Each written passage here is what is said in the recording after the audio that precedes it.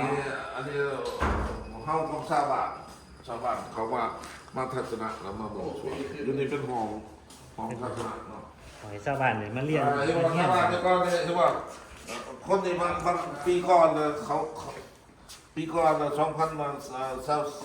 เขา2023เขาอะไรนี่ป่ะ อ๋อตอนนั้น ส่วนเขาเนี่ย ยังสูง ตัวนี้ยังประทันมาเข่ามาเข่าเป็นสมาชิกเขา ตัดเลย เขาช่วยเขาตัดเลย มากระเต็มเยอะเบิด รกเลยคนนี้เนาะ อันนี้20 ตัน20 ตันเขาก็แสดงประมาณ400 ล้านต่อเอกตาร์ปีที่แล้วเขาได้400 ล้านต่อเอกตาร์เกินนะเขาเกิน20ประมาณ400-500 ล้าน500 ล้านกี่ก็สิประมาณล้านกว่าบาทต่อเอกตาร์ ต่อ6 ไร่ รวยไปเลยพอได้มาเป็นสมาชิกผมรวยไปเลย จาก มีจะเศร้าอะไรก็ได้ประมาณ3 ล้านโอ ก็ เค เห็นพ่อสมชัยบอกว่าจากเดิมเนี่ย ตอนที่เรียกมาส่งเสริมใหม่ๆเนี่ย ไม่เอารถไปรับมาพออีก2 ปี พลังมาบาสุบ้านนี่ ก็ยังว่าอยากมา นั่งมาจากมากแล้วเดี๋ยวนี้มีรถทุกคันเดินดิบ่มีบ่จอดเลยแต่ก่อนผมเอารถไปรับมาดิบาสุ3 ปีเมื่อกี้ครบหอบบ่มีที่จอดเลย ซื้อรถสดซื้อเงินสดมองรถนี่ แม่นลาวนี่ซื้อขึ้น ลาวเขาเป็นเงินสดเขาไม่มีพรที่บ้านเฮาไหน มันมีไฟแนนซ์ให้ฟอร์ด มันมีไฟแนนซ์แหละ นะโอเคเด้ออันนี้กาแฟมันต้องถูกขัดตอนอยู่นี่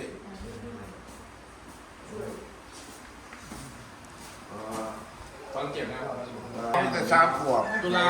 ไล่ล็อกตัวล็อกแอปก็อายุเขา3 ขวบใส่ถุ อั ง นนี้ก็ถ่ายมาจากไร่ เวลากาแฟซุปจะเห็นแบบนี้เลยอยู่ในไร ได้นี้ ถามว่าคนเก็บแล้วรถเก็บตอบมาให้เลย คนเดียว ตุลา500 คนจักรอย คันมันคือตอนชุกหลายๆหันมันตัวสีประมาณ7-8 รอบ เอามาจะใส่ เขาก็มาเองคือ คนลาว นก คนนี้บอก แมนคือนกไปกินมาให้ต้นให้ได้ชุกมันก็มาจักว่าใช่นก ก็จะแม่นเที่ยวเนาะ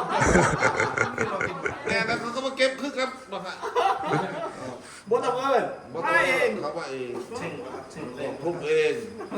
เป็นพืชเศรษฐกิจนะมันมากเลย ผมก็เทือนนอนอยู่ใน6 โมงแต่เช้าเขายังก็ตื่นเข้ามาแล้วเขามาเอากระสอบเอาแลนมากระสอบบางคนก็เอา3-4 มันมีคนเก็บมากง่ายบ่เก็บซุปเก็บหูดเอาโหลด ไม่ถูกปรับ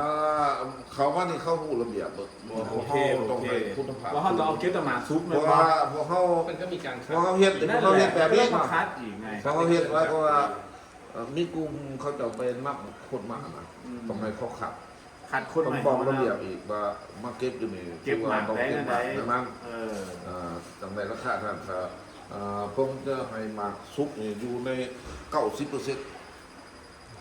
90% ถูกไม่พร้อมกัน คันมันเกินแล้วก็ถึงปรับหรือว่าหักลิขวัญมาดิบมากเลยก็แห้งถึงปรับ อันนู้นแดงๆนี่เวลาเขากินละล่านี่ หวาน หวาน เซอรี่ห อ วา อน สเตรเลียเลยเหรอ หวานเลยนี่ว่าเวลาตัวนี้จะสมบูรณ์